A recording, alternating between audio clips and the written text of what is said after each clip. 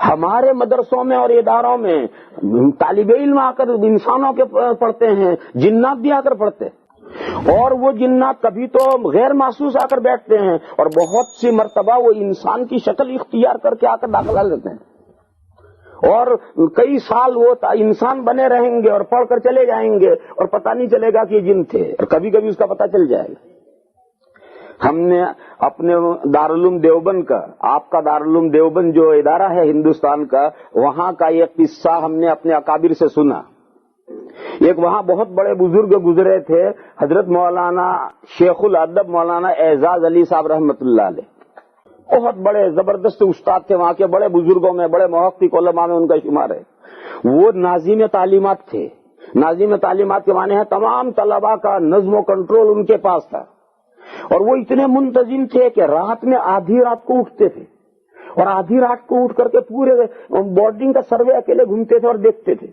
اس وقت جو طالب علم پڑھ رہا ہو وہ طالب علم سے بہت تعلق ہو جاتا تھا انہیں، اور اس پر خاص نظر رکھتے تھے،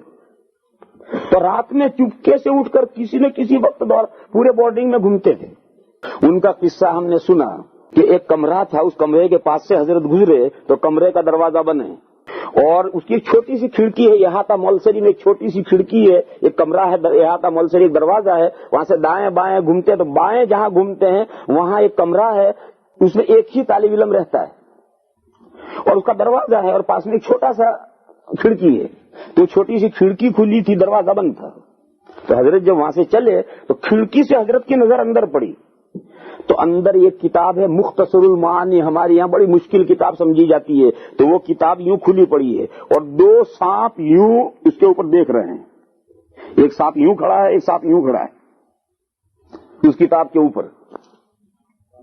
حضرت وہاں سے گزرے تو کھڑکی سے حضرت کی نظر پڑی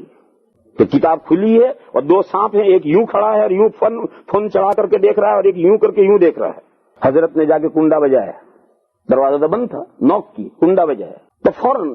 کھول دیا، اس کا دروازہ کھول دیا، دو طالب علم اندر بیٹھے بیٹھے کتاب لے کر پڑھ رہے ہیں، دو طالب علم ہیں بیٹھے بیٹھے پڑھ رہے ہیں۔ حضرت نے فرمایا خبردار، آج تو تم نے یہ حرکت کی، آئندہ اگر یہ حرکت کرو گے مدرسے اخراج کر دوں گا۔ ڈانٹا انہیں کہ خبردار، یہ تو میں نے دیکھا تھا، میری نظر پڑ گئی، اگر کوئی دوسرا طالب علم دیکھ دیتا تو بیچارے پیشاب خطا ہو جاتا ہے اور معلوم نہیں کیا ہو جاتا ہے۔ تو حضرت نے سخت ڈانٹا اور یہ کہا کہ خبردار، آج تو تم نے یہ شرارت کی ہے اور یہ حرکت کی، آئندہ اگر یہ حرکت کی تو مدرسے اخراج کر دوں گا۔ یہ کیا کرے گا، آگے بڑھ گئے۔ یہ ہمارے دارالعلوم دیوبند کا قصہ ہے۔ ہمارے دارالعلوم دیوبند میں جو حدیث شریف کا سبق ہوتا ہے تو ایک ایریا خالی چھوڑا جاتا تھا بزرگوں کے زمانے سے، اور آج تک چھوڑا جاتا ہے، ایک ایریا خالی چھوڑا جاتا ہے اور طلبا اس سے پیچھے بیٹھیں گے، استاد کے سامنے ایک جگہ اسپیس خالی چھوڑا جاتا ہے۔ ہم نے بزرگوں سے یہ سوچا ہے کہ یہ ان جنات کے لیے جگہ خالی چھوڑی جاتی، تو اب یہ تھوڑی بہت واقعات ہیں، لیکن قرآن و حدیث میں جو آیا ہے وہ تو حقائق ہے۔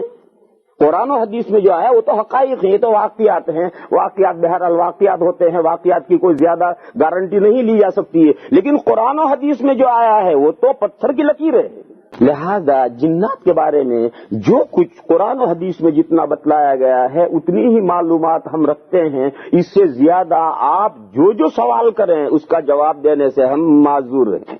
ساری باتیں نہیں جانتے ہم۔ اس کا جواب یہ ہے کہ تم جتنی باتیں ڈیٹیل پوچھنا چاہو وہ ساری ڈیٹیل ہم نہیں جانتے۔ وہ بھی ان کو مزے لینا چاہتے ہیں، ان کے سوال کا مقصد صرف مزہ لینا ہے، تو میں مزہ بھی ان کو بتلاتا، مگر مجھے آتا نہیں تو کیا بتاؤں۔